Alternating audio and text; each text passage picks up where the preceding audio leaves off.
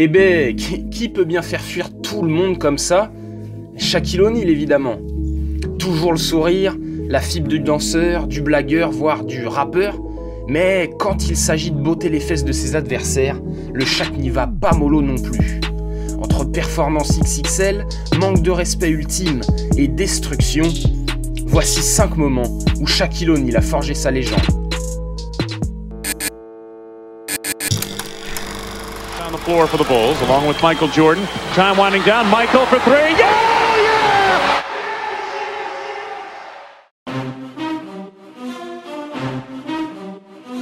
On commence par du lourd, tu me diras c'est normal avec le Shaq. Un monstre de 2,16 m et plus de 130 kg, ça fait forcément des dégâts. Beaucoup de dégâts même, et les Nets ne pourront pas dire le contraire. Shaquille O'Neal est né dans le New Jersey et sa relation avec les Nets n'en est que plus épicée. En novembre 1992, le Shaq dispute son 5e match en NBA quand l'insolent Derrick Coleman l'affiche sur un poster. Ah, tu veux lâcher un finger wag au Big Cactus? Pas de souci, attends seulement la vengeance. Car 6 mois plus tard, les deux bonhommes se retrouvent et Shaquille O'Neal passe un de ses premiers faits d'armes en NBA. Il est alors en route pour le titre de rookie de l'année au cours d'une saison hallucinante de puissance, plus de 23 points, 14 rebonds et 3,5 contre chaque soir. C'est déjà un petit carnage dans les raquettes de NBA. Mais comment se faire définitivement identifier comme le monstre de la Grande Ligue? Comment inspirer la peur et le respect chez les adversaires? Eh bien en allant massacrer l'arceau et carrément tout le panier à suspension qui va avec.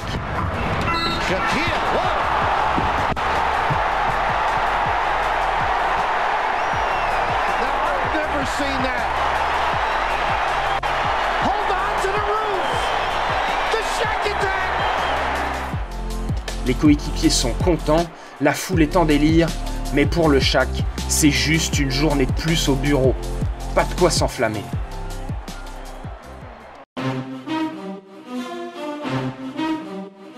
Ouais, casser des paniers, c'est bien mignon. Mais pour le pivot d'Orlando, faut aussi martyriser la concu. Pas de souci, la saison 94-95 est un exemple du genre. 29,3 points, 11,4 rebonds et 2,4 contre de moyenne en saison régulière, Orlando termine premier de la conférence Est. Premier titre de la division Atlantique dans l'histoire de la franchise. Bref, le Shaq est un freak. Son duo avec Penny Hardaway fonctionne à merveille, le Magic est en play-off pour la 2e année de suite. Sauf qu'en 6 ans d'existence, jamais Orlando n'a gagné de match en play-off. Et comme Shaquille O'Neal aime être le premier, il débloque le compteur d'entrée face aux Celtics. Au final, victoire 3-1 et il envoie un Dominique Wilkins âgé de 35 ans en Grèce. Tour suivant, ce sont les Bulls de Scottie Pippen et Michael Jordan. Pourquoi je les cite dans cet ordre? Parce que cette saison-là, c'était Scottie le leader. Michael poursuivait lui ses rêves de carrière dans le baseball avant de comprendre qu'il était bien meilleur au basket. MJ revient donc en mars 95, mais Chicago n'est pas dans sa splendeur du début des 90s. Et pourtant, il faut toujours se méfier d'un GOAT qui dort, car Jordan sort une série à 31 pions de moyenne contre Orlando. Mais attention, cette année-là, le Shaq était l'arme que Chicago ne pouvait pas contrer. Et pour cause, Horace Grant, le grand pivot des Bulls, n'était plus dans leur raquette, puisqu'il était désormais à Orlando. Alors le Diesel nous sort un chantier dont le Game 5 de la série est le symbole. 22 rebonds, dont 14 offensifs sur le nez des Bulls, on y ajoute 23 points et 5 contre, et les 39 points de Michael Jordan sont, pour une fois, trop justes. Orlando prend l'avantage, 3-2 dans la série, puis termine le boulot 3 jours plus tard, au United Center de Chicago s'il vous plaît. Allez, à qui le tour? Eh bien aux Pacers de Reggie Miller. Une série dingue se profile, et le Shaq sort directement les muscles. 32 points puis 39 unités pour offrir les 2 premiers succès à Orlando. Sauf que dans l'Indiana, l'affaire se corse. O'Neal est moins brillant et les Pacers reviennent à 2 manches partout. Mais pas le temps de se poser de questions. Game 5, gros match du Big Cactus, 35 points, 13 rebonds. Victoire Orlando. Retour dans l'Indiana pour le Game 6, les Pacers rasent le Magic 123-96 avec les 36 unités d'Uncle Reg. Alors, Orlando s'énerve à son tour. 105-81 dans le match décisif, Indiana n'aura même pas eu le temps de croire un instant à l'exploit. Direction donc la première finale NBA de l'histoire de la franchise floridienne. Malheureusement, ce sont les Rockets du génial Hakeem Olajuwon en face. Le premier match est entré dans la légende pour l'un des plus grands fails de l'histoire. Orlando laisse d'abord filer une avance de 20 points. Puis, à 10 secondes du terme, le Magic mène de 3 unités et Nick Anderson va sur la ligne des lancers, normalement pour valider l'affaire. Tout ce dont il a besoin, c'est d'en marquer un. Le premier, il est raté. Le deuxième, il devrait faire le café pour un garçon qui avoisine les 70% de réussite sur la ligne. Eh ben non. Ouf, il prend le rebond offensif, on ne sait comment, et là, de nouveau lancé pour Nick Anderson. Le type a les mains tremblantes. Les 2 premiers étaient trop courts, alors il tente d'allonger. Mais bon, c'est trop long. Même lui n'y croit pas. Même lui rigole face à ce sort qui s'acharne. Le 4e, eh bien c'est pareil. 4 lancers manqués de suite. Il gagne alors malgré lui son surnom de Nick the Brick.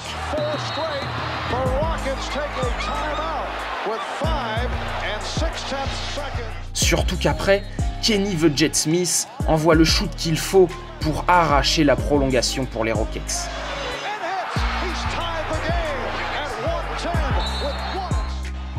La blessure psychologique est trop profonde pour le Magic, et Hakeem the Dream enfonce le couteau dans la plaie d'un game winner miraculeux.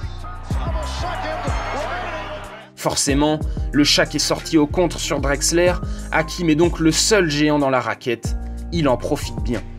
Le Magic ne se relèvera pas de ses émotions.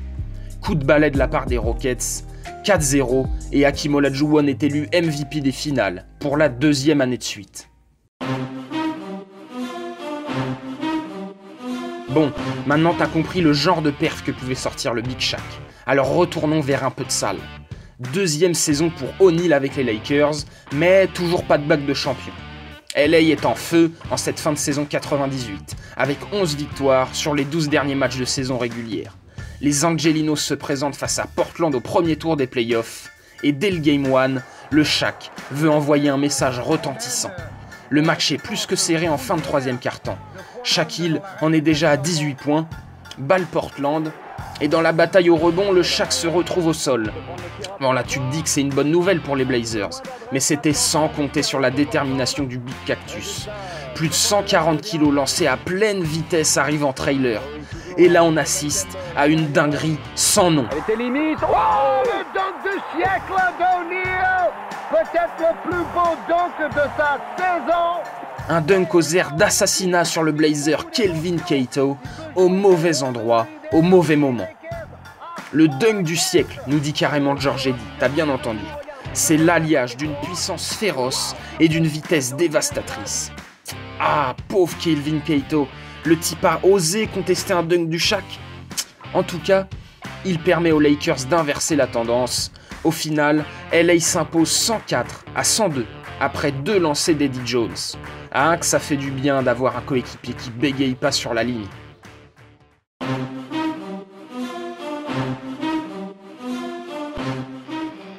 Finale de conférence 2000 pour cette 4e histoire.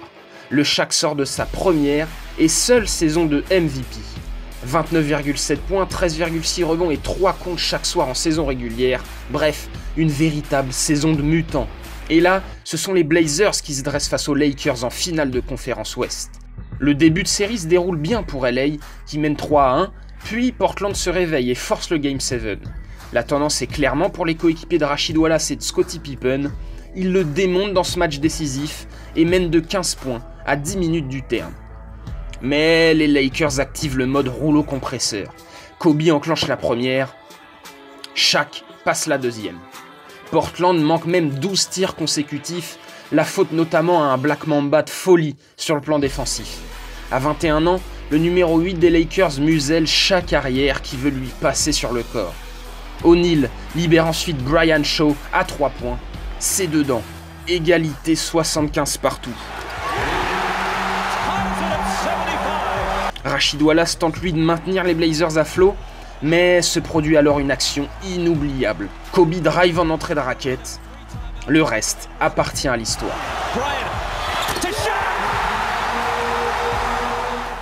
Le Staples Center est en délire, LA a 6 points d'avance et voit la finale NBA au bout du tunnel. Ce fameux alley-oop de Kobe vers Shaq a marqué le début des années 2000. Enfin, qu'est-ce que je dis? L'histoire du basketball, tout simplement. Les Lakers l'emportent 89-84 et filent en finale pour retrouver les Pacers. Ils en disposeront en 6 matchs avec un Shaquille O'Neal tellement dominant. 38 points et 16 rebonds de moyenne en finale NBA. Il obtient logiquement le titre de MVP des Finals.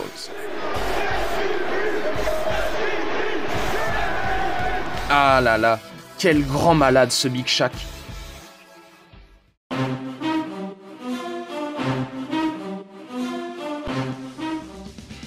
Donc, une finale NBA avec Orlando à ses débuts, 3 titres de champion avec les Lakers à son prime.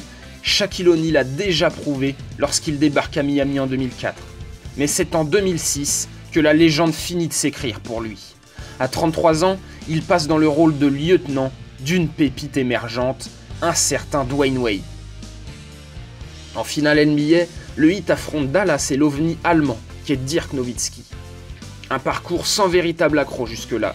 Chicago, les Nets et Détroit sont tous passés par la fournaise floridienne. Évidemment, lors de ces finales, c'est Dwayne Wade qui brille très fort. Le Big Shaq est plutôt sur la fin, son poids dans le jeu est autant sur la phase descendante que son poids réel est lui sur la phase ascendante. Mais attention, il reste quand même bien dominant. Il ne se fait pas prier pour prendre sa dizaine de rebonds à chaque match. Et quand il faut poser un écran bien imposant pour Dwayne Wade, il ne rechigne pas à la tâche, le bougre. Résultat, Flash survole la série contre les Mavericks. 34,7 points, 7,8 rebonds et près de 4 passes. Côté Shaq, on peut retenir son panier en prolongation lors du Game 5. Mais en vrai, on va pas se mentir, c'était l'équipe de Dwayne Wade. Flash était dans un tel état de grâce que dès que le money time arrivait, tous les shoots étaient pour lui. Et justement, le Shaq a bien eu le mérite d'avoir su laisser Dwayne Wade sous le feu des projecteurs, tout ça pour le bien de l'équipe. Car au final, c'est le Heat qui l'a emporté, le premier titre de l'histoire pour Miami. 2006 MVP Dwayne Wade. Décidément, on peut dire que la Floride réussit bien au Big Cactus. Voilà, ces 5 moments ont construit la légende de Shaquille O'Neal et en font un des joueurs les plus mémorables de l'histoire. Pour ne pas rater les prochaines vidéos de ce genre, abonne-toi à la chaîne. Tu peux aussi laisser un pouce bleu sur la vidéo, ça m'aide beaucoup à me développer. En attendant la suite de nos aventures, fais attention à toi et à ton entourage, autant que le Shaq faisait attention à martyriser ses adversaires. Allez, ciao l'équipe.